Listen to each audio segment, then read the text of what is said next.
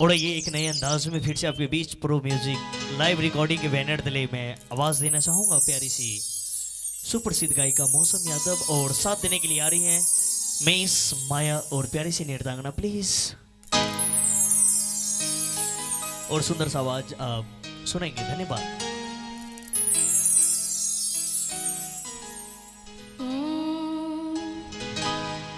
आइए पहले ही गमना में देखिए औरतिया का कहती है कैसे बियास घूंघट टांग लीजिए। तान लो निमन से घूंघट तान लो।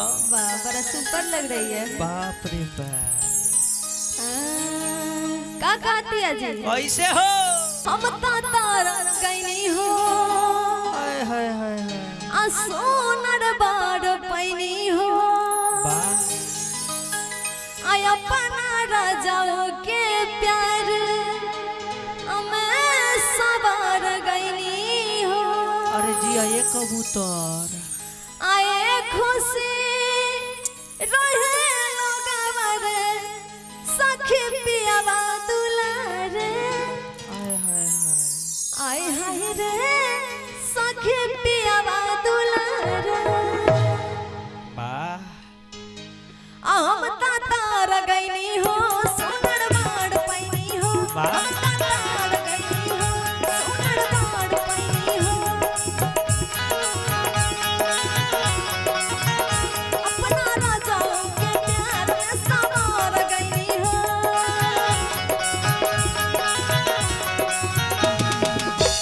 ए खुशी रहे लोगवा सखी पियावा दुलारे आय हाय रे सखी पियावा दुलारे आय हाय रे सखी पियावा दुलारे हम तार गईनी हो सोनर बाड़ पैनी हो। राजाओं के प्यार में सवार गईनी हो। ए खुशी ए लोगवा सखी पियावा दुलारे आय हाय हो सखी पियावा दुलारे आय हाय हो सखी पियावा दुलारे। अरे लागल हो अरे जिया ए सरवन भाई छा गइल हो मूर्धज एक कौशल राहुल भाई हो। अरे माया रे अरे हिला के अरे जिया ए मौसम जी जिया जिया छा गइल हो बिहार में। ऐसन बात मिले मुश्किल से लाहे लाहे अरे हमारा कोने बारे दिल से बारे बा आराम से आराम ए और का कहती है का हो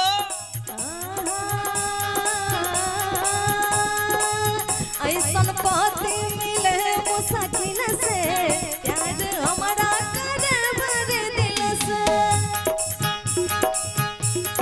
हे ऐसन